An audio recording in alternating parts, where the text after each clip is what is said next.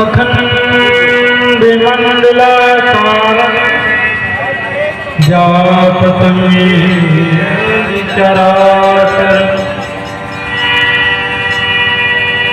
तत्पदं दर्शितं तस्मै श्री गुरुवे नमः।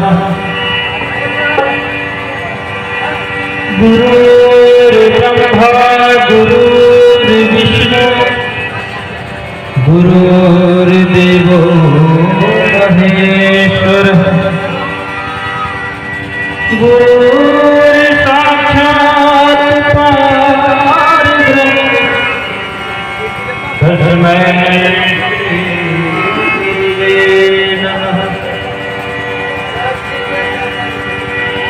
मेरा मुझमें कुछ नहीं,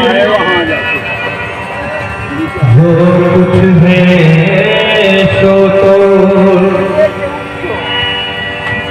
तेरा तुझको सौंपता, क्या नाम है वो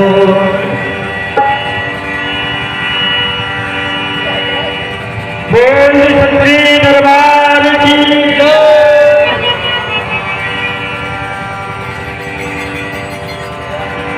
सबसे पहले मैं भगवान शिव के चरणों में प्रणाम निवेदित करता हूँ। उसके तत्पश्चात आप तमाम उपस्थित गुरु भक्तों के चरणों में मेरा प्रणाम स्वीकार हूँ। आप सबों को विदित है आज का ये कार्यक्रम दिवंगत आत्मा की शांति हेतु रखा गया है। सभी जानते हैं इस धराधाम पर जो आया है उसे जाना तो पड़ेगा ही। अगर कोई समझता है कि हम कभी नहीं मरेंगे तो ये भूल है, क्योंकि ये धरती जो है एक रंगमंच है। जिस तरह आपने रात में नाच का आनंद लिया,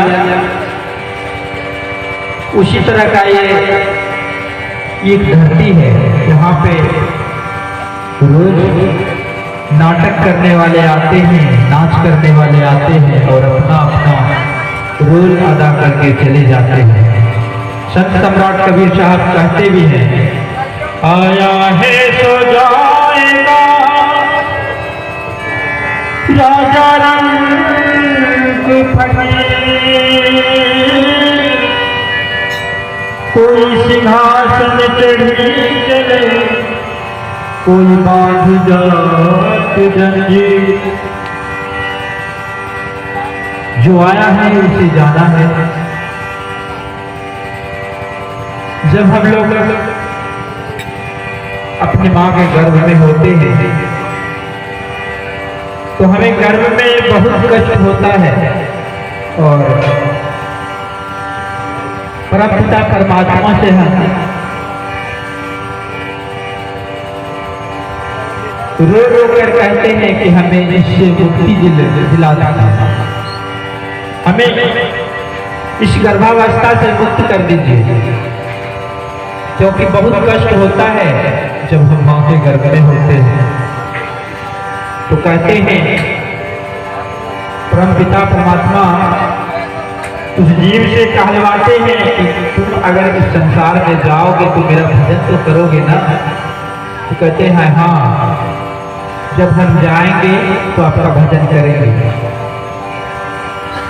वहां से हम वादा करके बाहर आते हैं, मगर इस संसार में आते ही भूल जाते हैं उस परमपिता परमात्मा को, और धन अर्जन करने के चक्कर में परिवार के बीच आकर के हम फंस जाते हैं और उसको हम भूल जाते हैं। इसलिए समय समय पे हमें तकलीफ कष्ट उठाने पड़ते हैं ताकि हमें भगवान को याद करने का, ईश्वर को याद करने का मौका प्राप्त हो सके। कहा भी गया है, सुख में दुख में सुमिरन सब करें, सुख में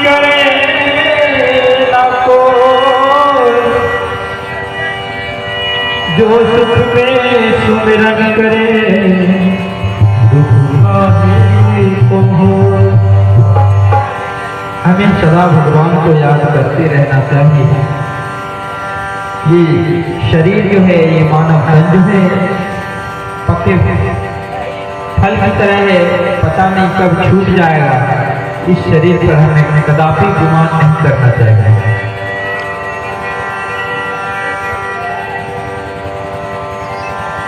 इसलिए यहाँ जो लग रहा है, हम परिवार के बीच में हैं,